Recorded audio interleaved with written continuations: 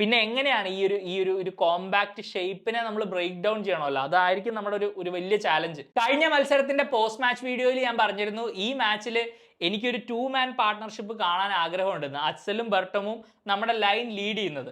പക്ഷേ ഈ ഒരു ഇന്റർകാശിയുടെ മത്സരങ്ങൾ കണ്ടു കഴിഞ്ഞപ്പോൾ ആക്ച്വലി നമ്മൾ എന്ത് ഫോർമേഷൻ കളിക്കും? എനിക്കൊരു 3-man മിഡ്ഫീൽഡ് എനിക്ക് വേണം.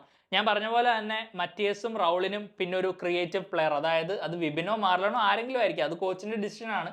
അങ്ങനെ ഒരു 3-man സംഭവം എനിക്ക് വേണം അവിടെ. കാരണം എനിക്ക് ലാമാസിന് അധികം ബോൾ കൊടുക്കാൻ താല്പര്യമില്ല. ലാമാസിന് ബോൾ കിട്ടിയാൽ പിന്നെ ഞാൻ പറഞ്ഞ പ്രശ്നങ്ങളൊക്കെ നിങ്ങൾക്ക് അറിയാം. അവിടെ ഒരു 3-man, അവിടെ ഒരു ഓവർലോഡ് എനിക്ക് വേണം. പിന്നെ എനിക്ക് ആവശ്യമുള്ള ഒരു 2-man സ്ട്രൈക്ക് പാർട്ണർഷിപ്പ് ആണ്. അങ്ങനെ ഞാൻ ആലോചിക്കുമ്പോൾ എനിക്കൊരു 4-4-2 കളിച്ചിട്ട് അവിടെ കാര്യമില്ല. കാരണം അങ്ങനെയാണെങ്കിൽ മിഡ്ഫീൽഡിൽ നമുക്ക് ഒരു ആൾ കുറയും. പിന്നെ ഞാൻ എന്ത് ചെയ്യുമെന്ന് ഞാനിങ്ങനെ ആലോചിച്ചു.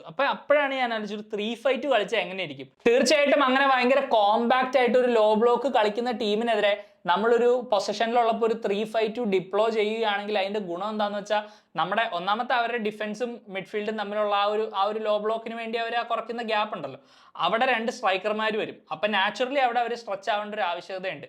പിന്നെ നമ്മുടെ 2 വിങ് ബാക്കുകൾ ഭയങ്കര ഹൈപ്പ് ആയിരിക്കും പിച്ചിൽ. അത് അവരുടെ ഫുൾ ബാക്കുകൾക്ക് ഒരു ചാലഞ്ചാണ്. നമുക്ക് ഓബിയസ്ലി എക്സ്ട്രാ ഒരു മാൻ മിഡ്ഫീൽഡിലുണ്ട്, അത് നമ്മൾ മനസ്സിലാക്കണം. ഒരു ക്രിയേറ്റീവ് പ്ലെയർ അവിടെ ഉണ്ട്. അപ്പം ബേസിക്കലി അവരുടെ ഡിഫൻസീവ് ലൈനിലെ ഓരോ പ്ലെയറിനും, അവരുടെ ഫുൾ ബാക്കിനായിക്കോട്ടെ സെൻറ്റർ ബാക്കിനായിക്കോട്ടെ, ഒരേ സമയത്ത് 2 പ്ലെയേഴ്സിനെ ഡീൽ ചെയ്യേണ്ട ഒരു ആവശ്യകത അവിടെ ഉണ്ട്. അവരുടെ ഫുൾ ബാക്ക് നമ്മുടെ ഒരു വിങ് ബാക്കിനെയും നമ്മുടെ ഒരു സെൻറ്റർ ഫോർവേഡിനെയോ നമ്മുടെ ആ CM ഇങ്ങോട്ട് കയറുകയാണെങ്കിൽ, ആ സ്പേസിലോട്ട് കയറുകയാണെങ്കിൽ അവിടെ ഡീൽ ചെയ്യേണ്ടി വരും. അവരുടെ സെൻറ്റർ ബാക്കിന് നോക്കുകയാണെങ്കിൽ അവിടെ ഓൾറെഡി 2 സ്ട്രൈക്കേഴ്സ് ഉണ്ട്. ഈ സെൻറ്റർ ബാക്കിന് ഇവിടെ ഒരു സ്ട്രൈക്കർ ഉണ്ട്.